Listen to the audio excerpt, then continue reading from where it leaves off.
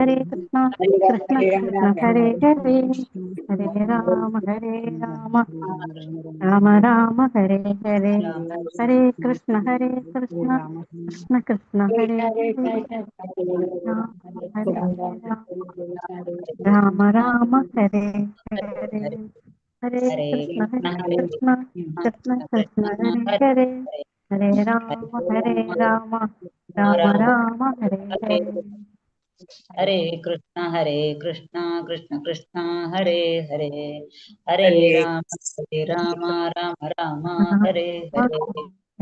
Hare Krishna, Om Namo Bhagavate Vasudevaya, Om Namo Bhagavate Vasudevaya, Om Namo Bhagavate Vasudevaya, Om Ajnanatimidandasya Jnananjana Shalakaya, Chakshurunmilitam Yena Tasmai Shri Gurave Namah. Namo Vishnu Padaya, Krishna Prasthaya Pudale, Srimade Bhaktivedanta Swaminidhi Namine, Namaste Saraswate Deve Gauravani Pracharine, Nirvishesha Shunyavadi Paschatya Deshatarine. जय श्री कृष्ण चैतन्य प्रभु नित्यानंद श्री अद्वैत गदाधर श्रीवासादि गौर भक्त वृंद हरे कृष्ण कृष्ण कृष्ण हरे हरे, हरे राम राम राम हरे हरे. ഹരേ Krishna. Shri Shri Radha Govinda temple ISKCON മാംഗ്ലൂരിന്റെ Bhagavad Gita ക്ലാസ്സിലേക്ക് എല്ലാവർക്കും സ്വാഗതം. ഹരേ കൃഷ്ണ. എല്ലാവർക്കും പ്രണാമം. മാതാജി.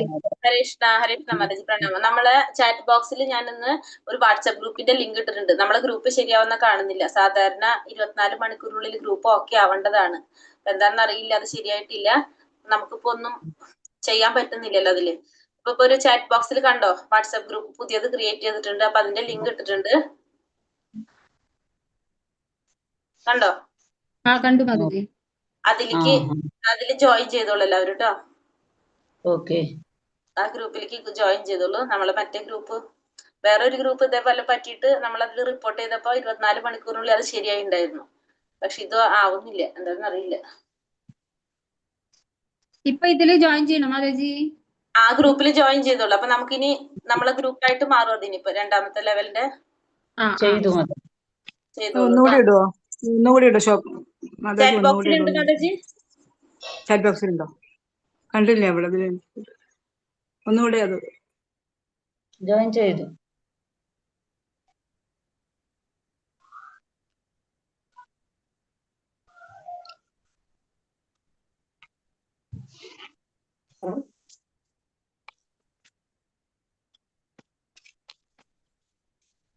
പറ്റിയ group മാറണോ? ഏത് ഗ്രൂപ്പിലോ അങ്ങനെ കണ്ടോ? വന്നല്ലോ. വന്നു.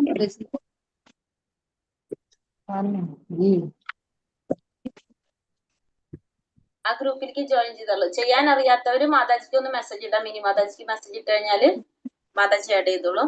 അറിയാത്തവര്, അല്ലാത്തവര് മുഴുവൻ ജോയിൻ ചെയ്തോളൂ. 24 പേര് ജോയിൻ ചെയ്തു. നമ്മളിപ്പോ 38 പേരുണ്ട് അല്ലെ? 36 പേര്. എങ്ങനെയാ ജോയിൻ ചെയ്യണ്ടേ? ആ കാണുന്ന ലിങ്കിൽ ജസ്റ്റ് തൊട്ടാ മതി, നേരെ പോയിട്ട് ജോയിൻ ആവും. ചാറ്റ് ബോക്സിൽ ഞെക്കിയാ മതിയോ മാതാജി? ഏതില്? Okay this meeting is beginning leaves എഴുതിയിരിക്കുന്നത്. അല്ലാതെ ലിങ്ക് ഒന്നും വന്നിട്ടില്ല. ായിട്ട് വന്നിട്ടില്ലല്ലോ. പഴയ തന്നെയാണല്ലോ കിടക്കുന്നത്. ചാറ്റ് ബോക്സിൽ വന്നിട്ടുണ്ടല്ലോ. ചാറ്റ് എന്നുള്ള തുറന്നു നോക്കിയൊന്ന്. ചാറ്റില് ബ്ലൂ കളറിൽ ഉണ്ടാവുമല്ലോ, അത് ടച്ച് ചെയ്താൽ പോലെ. ആ ചാറ്റ് എന്നില്ല തൊടും മാതാജി. അപ്പൊ അതില് വന്നിട്ടുണ്ടാവുമല്ലോ. ഇപ്പൊ കാണില്ലേ മാതാജി? ഇല്ല, മാതാജിയുടെ ഫോട്ടോ മാത്രമേ കാണുന്നുള്ളൂ. മാതാജി, ആ ഫോട്ടോയുടെ താഴെ 3 ഇല്ലേ? ഇത് വീഡിയോ, ഓഡിയോ, അതിന്റെ അടുത്ത 3-ാമത്തെ ചാറ്റ്. അത് ടച്ച് ചെയ്യുമ്പോ അറിയാൻ പറ്റും.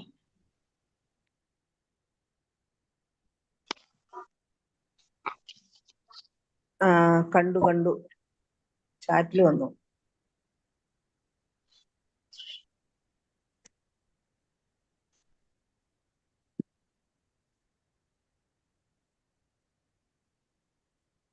നമ്മുടെ അതെ ക്ലാസ് ചെയ്യുന്ന അതായത് തൊട്ടാ മതിയോ ആ ചാറ്റിന്റെ ഇത് വന്നേക്കുന്നതില്? അതിൽ ആ ബ്ലൂ കളറിലെ ലിങ്കിൽ തൊട്ടാൽ മതി, നേരെ ഗ്രൂപ്പിൽ ജോയിൻ ആവും. ജോയിൻ ഗ്രൂപ്പ് എന്ന് വരുമ്പോ അതിൽ തൊടണം അല്ലേ? അതെ. ന്യൂ ഗ്രൂപ്പ് വന്നില്ലേ മാതാജിയാണ് 914 ലാസ്റ്റ് വന്നിരിക്കുന്ന നമ്പർ.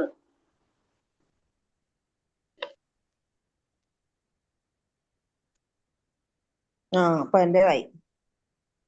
വന്നിട്ടുണ്ട്. ഇപ്പൊ എത്ര പേരായി? 31 പേരായി ഗ്രൂപ്പില്.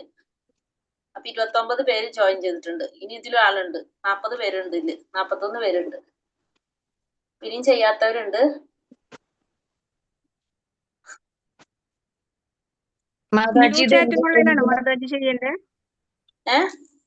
ന്യൂ ചാറ്റ് എന്ന് കാണിക്കുന്ന അതാണോ പ്രസ് ചെയ്യണ്ടേ? ന്യൂ ചാറ്റ് ഒരു മിനിറ്റ്.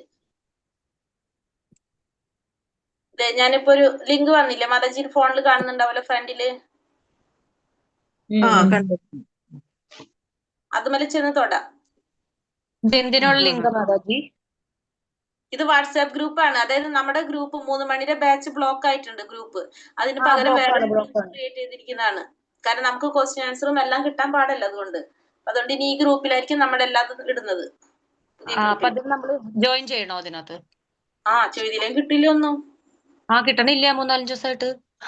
അതാണ് പറഞ്ഞ, കിട്ടാത്തോണ്ടാണ് ആ ഗ്രൂപ്പിൽ ജോയിൻ ചെയ്യാൻ പറഞ്ഞത്. അപ്പൊ ഇത് എങ്ങനെ ജോയിൻ ചെയ്യും?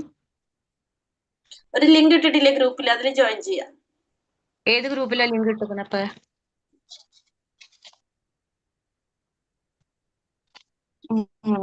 ഏത് ഗ്രൂപ്പിലാ മാതാജി? ഇതിനകത്ത് ഒന്നും എനിക്ക് കിട്ടാറില്ല. This group is no longer. Chat ബോക്സിൽ നോക്ക്.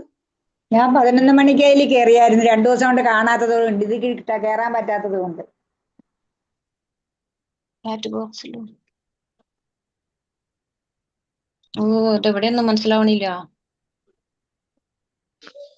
ചാറ്റ് എന്നുള്ള ഓപ്ഷൻ ഉണ്ടല്ലോ, അതിൽ ക്ലിക്ക് ചെയ്യുമ്പോഴത്തേനും അറിയാൻ പറ്റും ലിങ്ക്. വീഡിയോയുടെ ഇപ്പുറത്ത് അമർത്തി കഴിഞ്ഞാൽ വരും മാതാജി. ഹരേ കൃഷ്ണ. ചാറ്റ് എന്നുള്ള ബോക്സ് അമർത്തി കഴിഞ്ഞാൽ അതിൽ വരും. ഹരേ കൃഷ്ണ. ഹരേ കൃഷ്ണ. ഇനി അറിയാത്തവര് മാതാജിനെ ഒന്ന് കോണ്ടാക്ട് ഇപ്പുറത്ത് മോറിന് തൊട്ട് ഇപ്പുറത്ത് ചാറ്റ് എന്നും പറഞ്ഞുണ്ടല്ലോ, വീഡിയോയുടെ മോറിന്റെ നടുക്കായിട്ട്. ഹരേ കൃഷ്ണ. മാതാജി ആ ഗ്രൂപ്പിന്റെ ലിങ്ക് നമുക്കൊന്ന് മെന്റർ ഗ്രൂപ്പിൽ ഇട്ട് കൊടുക്കാം. അപ്പൊ ജോയിൻ ചെയ്യാത്തവരോട് പറയാ ചെയ്യാനായിട്ട്, അല്ലെങ്കിൽ മാതാജിക്ക് നമ്പർ അയച്ചു കൊടുക്കുക ആഡ് ചെയ്യാനായിട്ട്. അങ്ങനെ എന്തെങ്കിലും ചെയ്യാം. നമുക്ക് കൂടുതൽ മാതാജി ആഡ് ചെയ്യാൻ പറ്റില്ല. കാരണം വെച്ചിട്ടുണ്ടെങ്കിൽ അറിയില്ല, നമ്മളെ നമ്പർ ചിലപ്പോൾ ഇനിയും ബ്ലോക്ക് ആവാം. കാരണം നമുക്ക് ഇപ്പോൾ ഓപ്പൺ ആവാത്തതുകൊണ്ട് മനസ്സിലാവണില്ലല്ലോ. അപ്പൊ അതുകൊണ്ടാണ് നിങ്ങളോട് തന്നെ ജോയിൻ ചെയ്യാൻ പറയുന്നത് എല്ലാവരുടെ അടുത്തും. ഹരേ കൃഷ്ണ. ഹരേ കൃഷ്ണ. അപ്പൊ നമുക്ക് പ്രാർത്ഥന ചൊല്ലു. നമ്മള് പ്രാർത്ഥന ചൊല്ലു. ഹരേ കൃഷ്ണ. അപ്പൊ നമ്മൾ അധ്യായം 15 പുരുഷോത്തമ യോഗം. 15ാമത്തെ അധ്യായമാണ്. പുരുഷോത്തമ യോഗത്തെ കുറിച്ചാണ് ഇന്നത്തെ അധ്യായത്തിൽ പറയുന്നത്. ഇത് നമ്മൾ ഒരു പ്രാവശ്യം പഠിച്ചതാണ് 1ാമത്തെ ലെവലിൽ മുഴുവനും. വീണ്ടും അതൊന്നുകൂടി പഠിക്കാം നമുക്ക്. അപ്പൊ കഴിഞ്ഞ അധ്യായത്തിൽ നമുക്കറിയാം ഭഗവാൻ പറഞ്ഞത് എന്താണ്? ത്രിഗുണങ്ങളെ മറികടന്ന് പിഴയ്ക്കാതെ ഭക്തിയുടെ സേവനം ചെയ്യുന്നവർക്ക് മാത്രമാണ് ത്രിഗുണങ്ങളെ മറികടക്കാൻ സാധിക്കുള്ളൂ എന്നുള്ളതാണ് ഭഗവാൻ പറഞ്ഞത് അല്ലെ. ഏതൊരു സാഹചര്യത്തിലും നമ്മൾ എന്ത് ചെയ്യണം? പിഴയ്ക്കാതെ ഭക്തിയുടെ സേവനം ചെയ്തു പോകണം. എങ്കിൽ മാത്രമേ നമുക്ക് ത്രിഗുണങ്ങളെ മറികടക്കാനായിട്ട് സാധിക്കുള്ളൂ എന്നുള്ളത് ഭഗവാൻ പറഞ്ഞു. ഇവിടെ ഇനി അടുത്ത അധ്യായം പുരുഷോത്തമ യോഗത്തില് ഭഗവാൻ കുറെ കാര്യങ്ങൾ ഇനിയും പറയാണ്. ഭഗവാനെ കുറിച്ചും പുരുഷോത്തമൻ ആരാണെന്നും ഒക്കെയാണ് ഈ അധ്യായത്തിൽ നമുക്ക് പറഞ്ഞു തരുന്നത്. ഹരേ കൃഷ്ണ. ശ്രീ ശ്രീ രാധാ ഗോവിന്ദ് കി ജയ്. ശില പ്രഭുപാദ് കി ജയ്. അപ്പൊ ഇതില് ആകെ 20 ശ്ലോകങ്ങളാണ്. ചെറിയൊരു അധ്യായമാണിത്. 20 ശ്ലോകങ്ങളാണ് ഈ അധ്യായത്തിലുള്ളത്. അതിൽ 1 മുതൽ 5 വരെയുള്ള ശ്ലോകങ്ങള് ഭൗതിക ലോകത്തോടുള്ള വിരക്തിയെ കുറിച്ച്, ആത്മീയ ലോകത്തിന്റെ പ്രതിഫലനം,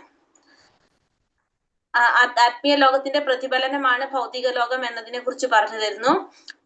6 മുതൽ 11 വരെ പുരുഷോത്തമ യോഗത്തെ കുറിച്ച് പറഞ്ഞു തരുന്നു.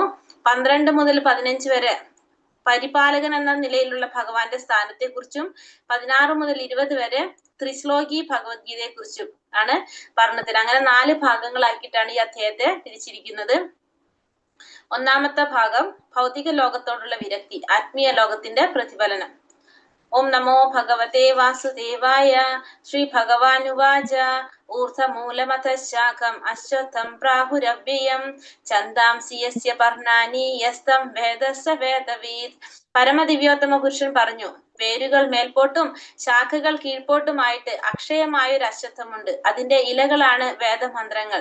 ഈ വൃക്ഷം എന്തെന്നറിയുന്നവനാണ് വേദജ്ഞൻ. അപ്പൊ ഭഗവാൻ പറഞ്ഞു, വേരുകൾ മേൽപോട്ടും ശാഖകൾ കീഴ്പോട്ടുമായിട്ട് അക്ഷയമായൊരു അശ്വത്ഥമുണ്ട്.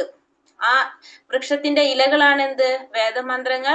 ഈ വൃക്ഷത്തെ കുറിച്ച് അറിയുന്നവനാണ് വേദജ്ഞൻ. അപ്പൊ ഭഗവാൻ പറയാണ്, വേരുകൾ മേൽപോട്ടും ശാഖകൾ കീഴ്പോട്ടുമായിട്ട് അക്ഷയമായിട്ടുള്ളത്, ഒരിക്കലും ക്ഷയിക്കാത്തൊരു അശ്വത്ഥം. അശ്വത്ഥം എന്ന് വെച്ചാൽ എന്താണ്? അരയാൽ വൃക്ഷത്തെയാണ് അശ്വത്ഥം എന്ന് പറഞ്ഞത്. അശ്വത്ഥം എന്ന് വെച്ചാൽ അരയാൽ വൃക്ഷം. ഇതിന്റെ ഇലകളാണ് എന്ത്? വേദമന്ത്രങ്ങൾ എന്ന് പറയുന്നത് ഈ വൃക്ഷത്തിന്റെ ഇലകളും. ഈ വൃക്ഷത്തെ കുറിച്ച് അറിയുന്നവനാണ് ആര്? വേദജ്ഞൻ എന്ന് പറയുന്നത്. അപ്പൊ ഈ വൃക്ഷത്തെ കുറിച്ച് അറിയുന്നവൻ വേദജ്ഞനാണ്. ഈ വൃക്ഷത്തിന്റെ ഇലകൾ എന്ന് പറയുന്നത് വേദമന്ത്രങ്ങളാണ്. ഈ വൃക്ഷത്തിന്റെ ഇലകൾ എന്ന് പറയുന്നത്.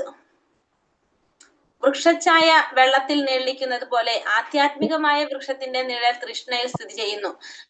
ഈ ഭൗതികതയുടെ വെളിച്ചത്തിൽ പ്രതിഫലിച്ച് കാണുന്നവയ്ക്കെല്ലാം തൃഷ്ണ തന്നെ കാരണം. ഭൗതിക ജീവിതത്തിൽ നിന്ന് മോചനം നേടണമെന്ന് ആഗ്രഹിക്കുന്നവൻ ഈ വൃക്ഷത്തെ സമഗ്രമായി അപഗ്രഥനം ചെയ്തറിയണം. എന്നാൽ അതിനോടുള്ള ബന്ധം ഛേദിച്ചു കളയാൻ കഴിയും. അപ്പൊ ഈ വൃക്ഷത്തിന്റെ നിഴല്, സാധാരണ വൃക്ഷത്തിന്റെ ഛായ വെള്ളത്തിൽ നീളിക്കുന്നത് പോലെ ഈ ആധ്യാത്മിക വൃക്ഷത്തിന്റെ നിഴൽ എവിടെയാണ് സ്ഥിതി ചെയ്യുന്നത്?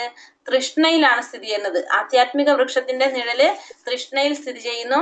ഈ ഭൗതികതയുടെ വെളിച്ചത്തിൽ പ്രതിഫലിച്ച് കാണുന്നതിനെല്ലാം കാരണം എന്താണ്? തൃഷ്ണയാണ് എല്ലാത്തിനും കാരണം. അപ്പൊ ഈ വൃക്ഷത്തിന്റെ നിഴൽ എവിടെ സ്ഥിതി ചെയ്യുന്നത്? തൃഷ്ണയിലാണ് സ്ഥിതി ചെയ്യുന്നത്. അപ്പൊ ഈ ഭൗതികതയുടെ വെളിച്ചത്തിൽ എല്ലാം പ്രതിഫലിച്ച് കാണുന്നതിന് കാരണം തൃഷ്ണയാണ്. ഈ ഭൗതിക ജീവിതത്തിൽ നിന്ന് മോചനം നേടണമെന്ന് ആഗ്രഹിക്കുന്നവരെന്ത് വേണം? ഈ വൃക്ഷത്തെ സമഗ്രമായി അപഗ്രഥനം ചെയ്തറിയണം. അതിനോടുള്ള ആ ബന്ധം ഛേദിച്ചു കളയാൻ അപ്പോഴാണ് നമുക്ക് സാധിക്കുന്നത്. അപ്പൊ ഈ വൃക്ഷത്തെ, ഭൗതികമായ ബന്ധങ്ങളെയാണ് എന്തിനോട് ഉപമിച്ചിരിക്കുന്നത്? ഈ വൃക്ഷത്തോട് ഉപമിച്ചിരിക്കുന്നത്. അരയാൽ വൃക്ഷത്തിനോട് ഉപമിച്ചിരിക്കുന്നത് ഭൗതികമായിട്ടുള്ള ബന്ധങ്ങളെയാണ്. അപ്പൊ നമ്മൾ എന്ത് ചെയ്യണം? അത് നമ്മൾ സമഗ്രമായിട്ട് അപഗ്രഥനം ചെയ്തുകൊണ്ട് ആ ബന്ധം, അതിനോടുള്ള ഈ ബന്ധം നമ്മൾ എന്ത് ചെയ്യണം? ഛേദിച്ച് കളയാനായിട്ട് നമുക്ക് സാധിക്കണം. അല്ലെങ്കിൽ ഇതൊരു ശാഖയിൽ നിന്ന് മറ്റൊരു ശാഖയിലേക്ക് ഇങ്ങനെ മാറിക്കൊണ്ടേയിരിക്കും. അപ്പൊ നമ്മളത് ആ വൃക്ഷത്തെ സമഗ്രമായിട്ട് അപഗ്രഥനം ചെയ്ത് അറിഞ്ഞുകൊണ്ട് അതിനോടുള്ള ആ ബന്ധം ഛേദിച്ചു കളയാൻ നമുക്ക് സാധിക്കണം.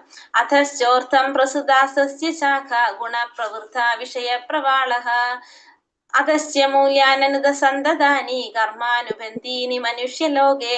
ഈ വൃക്ഷത്തിന്റെ ശാഖകൾ ഭൗതികതയുടെ ത്രിഗുണങ്ങളാൽ പോഷിപ്പിക്കപ്പെട്ട് താഴോട്ടും മേലോട്ടും പടർന്നു കിടക്കുന്നു. ഇന്ദ്രിയ വിഷയങ്ങളാണ് ഇതിന്റെ ചില്ലകൾ.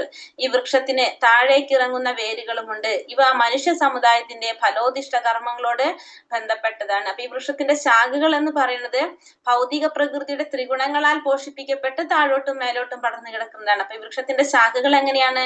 പ്രകൃതിയുടെ ത്രിഗുണങ്ങളാൽ പോഷിപ്പിക്കപ്പെട്ട് താഴോട്ടും മേലോട്ടും പടർന്നു കിടക്കുന്നതാണ് എന്ത്? ഇതിന്റെ ചില്ലകൾ, ഇന്ദ്രിയ വിഷയത്തിന്റെ ചില്ലകൾ എന്ന് പറയുന്നത്.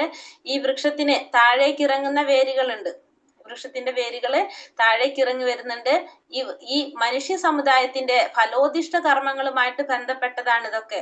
അപ്പോ നമ്മൾ പറഞ്ഞു ഭൗതികമായ ബന്ധങ്ങളാണ് ഇതിനെ സൂചിപ്പിക്കുന്നതെന്ന് പറഞ്ഞു ഈ വൃക്ഷത്തിനെ.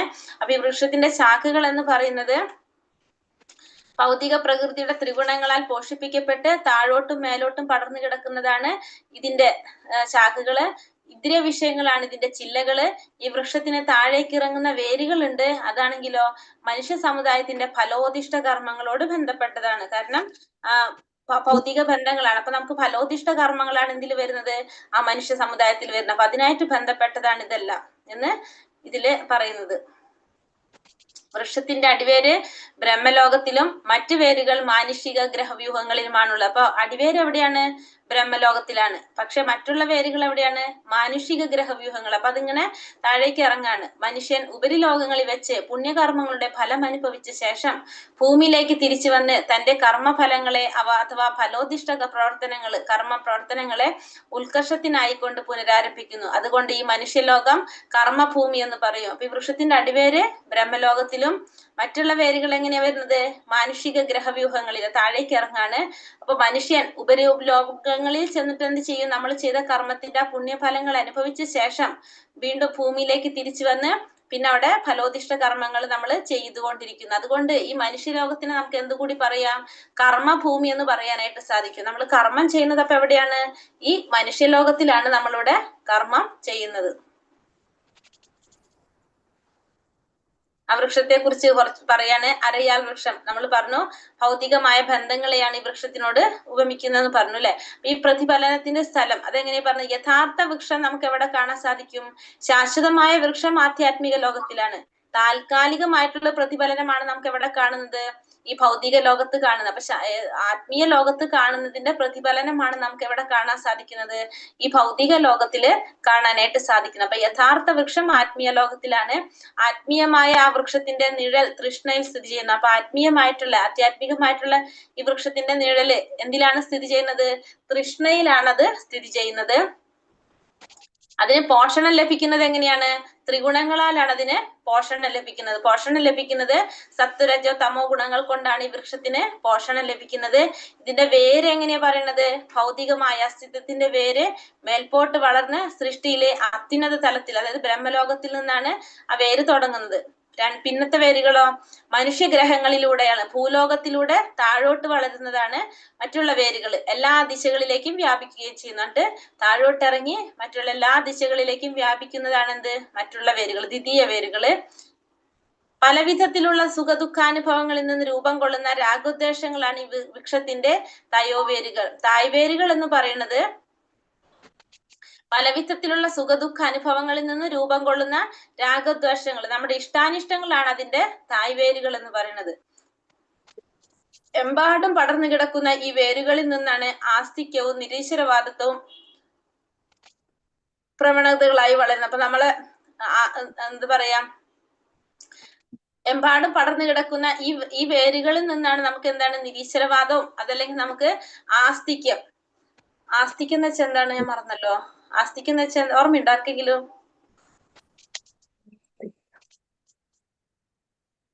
നാസ്തിക്യം നോക്ക് ഏതോ പറഞ്ഞിട്ടുണ്ടായിരുന്നു. വലിപ്പമാണോ ആസ്തിക്യം? അല്ല അങ്ങനെയല്ല.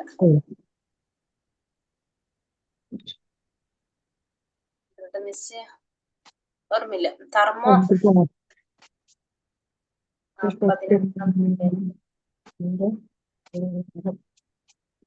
നിലനിൽപ്പാണ് മാതാജി. നിലനിൽപ്പ്. ആസ്തികല്ല, ധർമ്മം ഭക്തി. ആസ്തിക്യം നിലനിൽപ്പല്ല, ധർമ്മം ഭക്തി കേട്ടോ ആസ്തിക്യം. അതായത് അപ്പൊ നമുക്ക് നിരീശ്വരവാദവും ഈശ്വരം ഇതിന്റെ പ്രവണത വരുന്നത് എങ്ങനെയാണ്?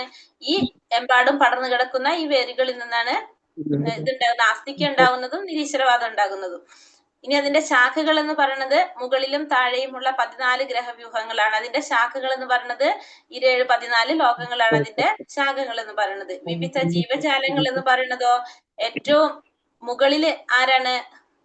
ദേവന്മാരും ഗന്ധർവന്മാരും തുടങ്ങിയ ഉന്നത ജീവിവർഗങ്ങളിലുള്ളവരാണ് മുകളിൽ സ്ഥിതി ചെയ്യുന്നത്. താഴത്തെ ശാഖകളില് മനുഷ്യര്, പിന്നെ കുതിര, പശു, നായ, പൂച്ച മുതലായ മൃഗങ്ങളൊക്കെയാണ് താഴത്തെ ശാഖകളില് സ്ഥിതി ചെയ്യുന്നത്. ഇലകള്, പച്ചിലകള് വേദമന്ത്രങ്ങളാണ് അതിന്റെ ഇലകള്. ചില്ലകൾ എന്ന് പറയുന്നത് ഇന്ദ്രിയ വിഷയങ്ങളാണ്. ഗന്ധം, രൂപം, സ്പർശം ഇതൊക്കെയാണ് ഇന്ദ്രിയ വിഷയങ്ങള്. അതാണ് അതിന്റെ ചില്ലകള്. ശാഖകൾ എന്ന് പറയുന്നത്